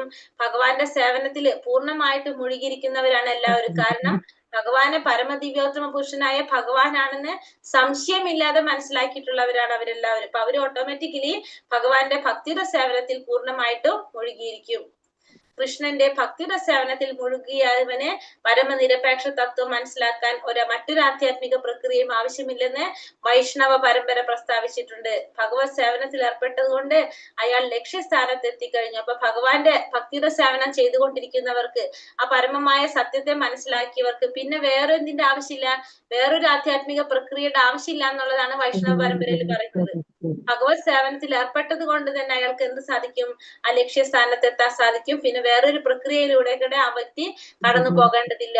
100,000 ജന്മങ്ങൾ തത്വാന്വേഷണങ്ങൾ ചെലവാക്കിയിട്ടും കൃഷ്ണൻ തന്നെ പരമപുരുഷനെന്നും അദ്ദേഹത്തിന് സ്വയം സമർപ്പിക്കണമെന്നുള്ള നിലപാടിലെത്താത്തവർക്ക് അത്രയും ജന്മങ്ങളിലെ അന്വേഷണവും അതിന് ചെലവാക്കിയ സമയവും പാഴായി പോയതിന്. അപ്പൊ എത്രയോ ജന്മങ്ങള് നമ്മൾ ഇത്തരത്തിലുള്ള അന്വേഷണങ്ങൾ നടത്തിയിട്ടും നമ്മൾ കുറെ നോക്കിയിട്ടും നമുക്കത് ഭഗവാനാണ് പരമദിവ്യോത്തമ പുരുഷൻ എന്ന് മനസ്സിലാക്കാത്തവർക്ക് അവരാ ചെയ്ത സമയം പാഴായി എന്നല്ലാതെ വേറെ ഒരു കാര്യവും ഇല്ല എന്നുള്ളതാണ് ഇവിടെ ഭഗവാൻ പറയുന്നത്. ഇതി ഗുഹ്യതമം ശാസ്ത്രം ഇത മുക്താമയാനഘ ഏതത് ഭൂത്വാ ബുദ്ധിമാൻ സ്യാത് കൃതാ കൃത്യശ്ച ഭാരത. ഹേ പാപരഹിത, ഞാൻ ഇപ്പോൾ ഉപദേശിച്ച ജ്ഞാനം വേദഗ്രന്ഥങ്ങളിലെ അതിരഹസ്യമായ ഭാഗമാണ്. ഇതറിയുന്നവർ ബുദ്ധിശാലികളാവും, അവരുടെ പ്രയത്നങ്ങൾക്ക് പൂർണ്ണത കൈവരും. അപ്പോ പറയുന്ന പാപരഹിത അർജുന എന്താ പറയണത്? ഈ രഹസ്യമായ ജ്ഞാനം ഇത് വേദഗ്രന്ഥങ്ങളിലെ രഹസ്യമായ ഭാഗമാണ് ഞാനിപ്പോ നിനക്ക് പറഞ്ഞു തരുന്നത്. ഇത് അറിയുന്നവര് ബുദ്ധിമാന്മാരാണ്, അവരുടെ പ്രയത്നങ്ങൾക്ക് പൂർണ്ണത കൈവരിക്കാനായിട്ട് സാധിക്കും. അത്രയും രഹസ്യമായ കാര്യമാണ് ഞാനിപ്പോ നിനക്ക് പറഞ്ഞത്. ഒരു ബുദ്ധിമാനും വിശുദ്ധനുമാവാനായിട്ട് ഏതൊരാളും കൃഷ്ണാവബോധം ഉൾക്കൊള്ളുകയും ഭഗവത് സേവനം അനുഷ്ഠിക്കുകയും വേണം. കൃഷ്ണനെ മനസ്സിലാക്കി ഭക്തിയുടെ സേവനത്തിൽ ഏർപ്പെടാത്തിടത്തോളം കാലം സാമാന്യ ദൃഷ്ട്യാ ബുദ്ധിമാനായിരുന്നാലും അയാളെ ആ നിലയ്ക്ക് അംഗീകരിക്കാൻ പറ്റില്ല. അപ്പൊ വിശുദ്ധനാവാനായിട്ട് ബുദ്ധിമാനാകാനായിട്ട് ഏതൊരു വ്യക്തിയും എന്ത് വേണം? കൃഷ്ണാവബോധം ഉൾക്കൊള്ളണം. ഭഗവത് സേവനം അനുഷ്ഠിക്കണം. ആ ഭക്തിയുടെ സേവനം ചെയ്യാത്തിടത്തോളം കാലം ഒരു വ്യക്തി സാധാരണ കാണുമ്പോ സാമാന്യ ദൃഷ്ടി നമുക്ക് ബുദ്ധിമാനാണെന്ന് തോന്നിയാലും നമുക്ക് അയാളെ ബുദ്ധിമാനായിട്ട് അംഗീകരിക്കാനായിട്ട് സാധിക്കില്ല. ഇവിടെ അർജുനനെ ഭഗവാൻ അനഘ എന്നാണ് വിളിക്കുന്നത്. അനഘ എന്ന് വെച്ചാൽ എന്താണ്? പാപമില്ലാത്തവൻ എന്നാണ് എന്തിന്റെ അർത്ഥം? അനഘ എന്ന പദത്തിന്റെ അർത്ഥം പാപ പ്രതികരണങ്ങളിൽ നിന്നും വിമുക്തനായി കഴിയാതെ ഒരാൾക്ക് കൃഷ്ണനെ ശരിക്കും അറിയാനായിട്ട് സാധ്യമല്ലെന്നാണ് ഇതുകൊണ്ട് ധ്വനിപ്പിക്കുന്നത്. അപ്പൊ പാപപ്രതികരണങ്ങളിൽ നിന്നും വിമുക്തനായി കഴിയാതെ ഒരാൾക്ക് ഭഗവാനെ ശരിക്കും അറിയാൻ സാധ്യമല്ല എന്നാണ് ഇവിടെ ധ്വനിപ്പിക്കുന്നത്. എങ്കിലും ഒരിക്കൽ ഭഗവത് സേവനത്തിൽ ഏർപ്പെട്ടാൽ മനുഷ്യൻ സ്വാഭാവികമായി തന്നെ പാപരഹിതന്റെ നിലയിലെത്തും. അത്രമേൽ വിശുദ്ധവും വൈഭവമാർന്നതാണ് ഭക്തിയുടെ സേവനം. അപ്പൊ പാപരഹിതനാവാതെ നമുക്ക് അത് സാധിക്കില്ല, ഭഗവാൻ അറിയാനായിട്ട് സാധിക്കില്ല. പക്ഷെ ഭക്തിയുടെ സേവനം ചെയ്യാൻ സാധിച്ചു കഴിഞ്ഞാൽ നമ്മള് ആ പാപരഹിതന്റെ നിലയിലേക്ക് നമ്മൾ തന്നെത്താൻ എത്തും. കാരണം അത്രയ്ക്കും വിശിഷ്ടമായത് ശ്രേഷ്ഠമായതെന്നാണ് ഈ ഭക്തിയുടെ സേവനം എന്ന് പറയുന്നത്. അത്രയും വിശുദ്ധവും വൈഭവമാർന്നതുമാണ് ഭക്തിയുടെ സേവനം എന്ന് പറയുന്നത്. ഭക്തിയുടെ സേവനം ചെയ്ത് നമുക്ക് എന്തിലെത്താൻ സാധിക്കും? പാപരഹിതനാകാനായിട്ട്, ഭഗവാൻ അറിയാനായിട്ട് സാധിക്കും എന്നാണ് ഇവിടെ പറയുന്നത്. അപ്പൊ അനഘ എന്ന് വെച്ചാല് പാപമില്ലാത്തവൻ എന്നാണ് അർത്ഥമാക്കുന്നത് തന്നെ. ഹരേ കൃഷ്ണ കൃഷ്ണ കൃഷ്ണ ഹരേ ഹരേ ഹരേ ഹരേ രാമ രാമ രാമ ഹരേ ഹരേ വഞ്ചാകൽപതരൂപേശ്ച കൃപാ സിന്ധോഭ്യവ ച പതിതാനാം പാവനേഭ്യോ വൈഷ്ണവേഭ്യോ നമോ നമഃ. അനന്തകോടി വൈഷ്ണവവൃന്ദി കി ജയ്. ശ്രീല പ്രഭുപാദ് കി ജയ്. ഗുരുദേവ് കി ജയ്. നിതായ് ഗൗരപ്രമാനന്ദേ. ഹരി ഹരി ബോൽ. ഹരേ കൃഷ്ണ. ഹരേ കൃഷ്ണ. ഹരേ കൃഷ്ണ. ക്വസ്റ്റ്യൻസ് നോക്കാം നമുക്ക്. ഹരേ കൃഷ്ണ. ആധ്യാത്മിക വൃക്ഷത്തിന്റെ നിഴൽ എവിടെ സ്ഥിതി ചെയ്യുന്നത്? കൃഷ്ണയിൽ സ്ഥിതി ചെയ്യുന്നു. കൃഷ്ണയിൽ സകല ജീവികളുടെയും ദഹനാഗ്നിയായിട്ടിരിക്കുന്നത് ആരാണ്?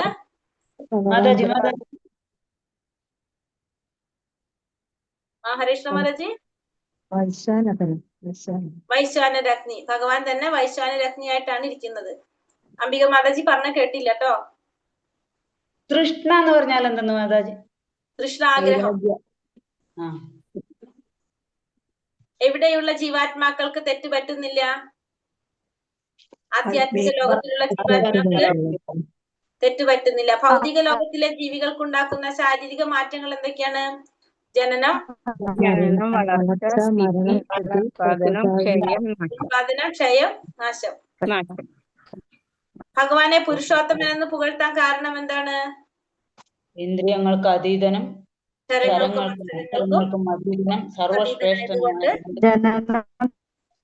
ഭഗവാനെ പുരുഷോത്തമൻ എന്ന് പറയുന്നു. ഉത്തമ എന്ന പദം കൊണ്ട് അർത്ഥമാക്കുന്നത് എന്താണ്? ശ്രേഷ്ഠ. ഭഗവാന് തുല്യനായിട്ടോ സമനായിട്ടോ ആരും തന്നില്ല അല്ലേ പറയണേ? ഉത്തമൻ ഭഗവാന് തുല്യനായിട്ട് ആരും ഇല്ല എന്നല്ലേ?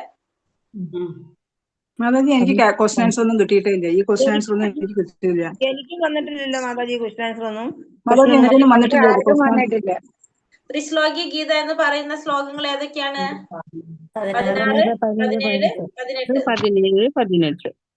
അനഘ എന്ന പദത്തിന്റെ അർത്ഥം പാപരഹിതൻ. അനഘ എന്ന് പറഞ്ഞാല് പാപരഹിതൻ. അത്രയ്ക്കും വിശുദ്ധമായതും വൈഭവമാകുന്നത് എന്താണ്? ഭക്തിയുടെ സേവനം. ഭക്തിയുടെ സേവനമാണ് അത്രയ്ക്ക് വിശുദ്ധ